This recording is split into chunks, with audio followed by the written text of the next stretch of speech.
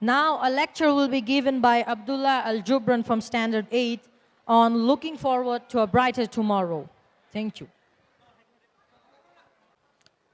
Good evening, distinguished guests, administrators, teachers, friends and family, and of course the achievers of the class of 2021. I welcome you all to the graduation ceremony of Everest International School, and of course, congratulations to the new graduates. Before I begin, I would just like to say that I am humbled and honored to be able to speak to you on behalf of the students of our very own school, and that too especially on such a memorable occasion. So, Albert Einstein once said, learn from yesterday, live for today, hope for tomorrow. But unfortunately, in the past 2 years, the COVID-19 pandemic has turned our lives upside down. We have seen so much and we have been through so much. The problems that occupy the present are so overwhelming that we neither have the time to ponder over our past experiences, nor can we focus on the future to sustain it for better days to come. So, I am here today to shine a light upon how much I think we can truly thrive if we just take the right steps at just the right times. The global crisis of coronavirus has had a devastating impact on all of us, especially the children whom no vaccines could protect. Our parents lost their jobs, our loved ones left us. We were confined to the four walls of our very own bedrooms. There were no parties to attend, no social visits, no hanging out with friends and family. And in addition to all of these, our education system also took a really, really big hit. According to the UNICEF reports, schools for more than 168 million of students remained closed due to the coronavirus lockdowns. For us, there were a lot of hard days. Our schools were closed, our gates were shut, our benches were left unattended, our playgrounds were empty, and our whiteboards were white.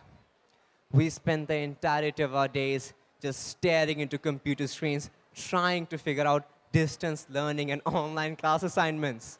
We really, really struggled to fit into the new normal, as they said it, even though most of us had absolutely no idea as to what this new normal actually meant. The prolonged lockdown took a really heavy toll on all of us. We had nothing to do, we had nowhere to go, we were scared, we were anxious, we got bored, we lost interest in our studies. Hell, we did not even feel like talking to the members of our very own families.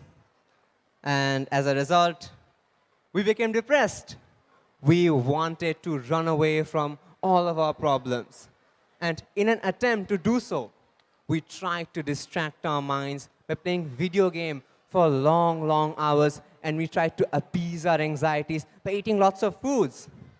In some sense, we tried to escape reality. Of course, now the schools have reopened. We're getting back our everyday lives that we used to live before the pandemic. But still, I think we, the students, lack enough motivation to indulge ourselves in our studies and other activities. But this situation cannot go on forever, my friends. This is not the time to be intimidated or paralyzed in the face of such challenges. We must rise to the occasion and face them head on. First, we must take control of our own selves. And in order to do so, we must first fully understand who we are right now and who we want to be, where we are right now and where we want to be. As the saying goes, we must take the bull by the horns. Running and hiding from our problems is no longer a way to solve them. We must look those bullies right in the eyes and look for ways to solve them. On another note, we should not bottle up our emotions and stresses. Bottling them up can lead to emotional harm, physical harm, if not both. We need to learn to ask for support whenever we need it.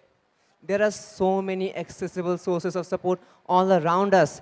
We have our family members, our parents, our teachers, our friends, so many.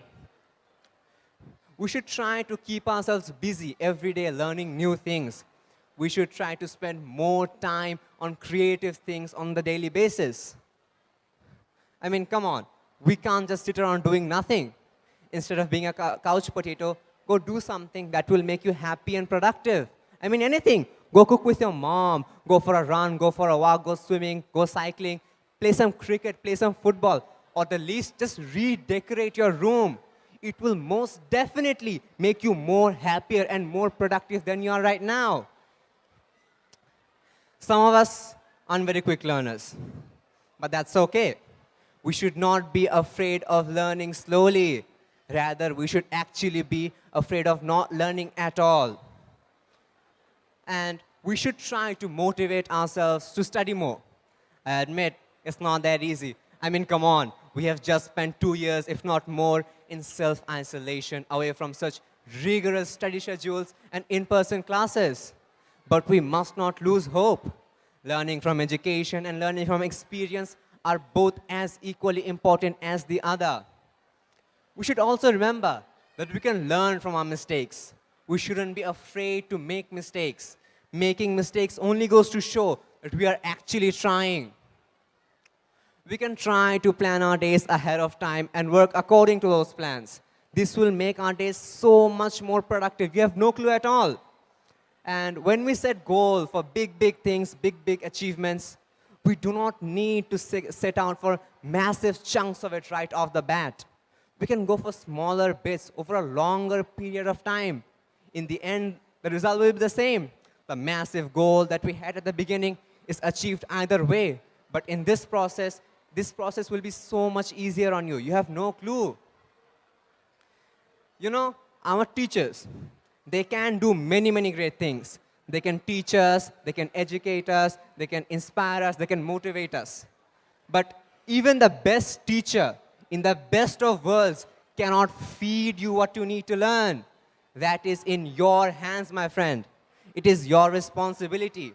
I believe that there is a Chinese proverb that goes, our teacher can open the door for us, but we must enter by ourselves.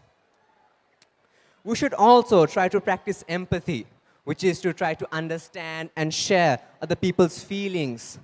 And in the process of doing so, this will help us to become better humans and better persons. And then we can all work together for the betterment of our society.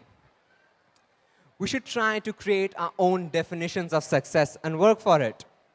We do not need to do what anyone else says. We should do what makes us happy. But to achieve it, we need to work hard. The elevator to success is out of order, my friends. You have to take the stairs. It doesn't matter if it's one stair, one step, 1 inch, 1 centimeter, 1 millimeter at a time. You just keep on moving forward. You keep on taking that next step, then the next, and then the next. You never stop. Success doesn't come easy. If success came easy, everyone here would be successful. Everyone. You have to go out of your way, out into the wild. You have to find success. You have to grab it by the collars. You have to look it right in the eyes. And you have to make it yours, my friend. To sum up, I can say that growing up is all about learning things and lessons through unexpected ways. Of course, a global pandemic wasn't something any of us planned on experiencing. But it is what it is. Yet, it is said that the most valuable and hardest of lessons are taught and learned in the most hardest of times. We need to, as a matter of fact, we must experience these harsh times to actually appreciate the good times that come into our lives. We should try to realize how precious our lives actually are. How lucky and fortunate you and I are to still be here, still breathing, still alive. We should always try to think like a proton, always positive. Thank you for your attention, everyone. Thank you for your patience.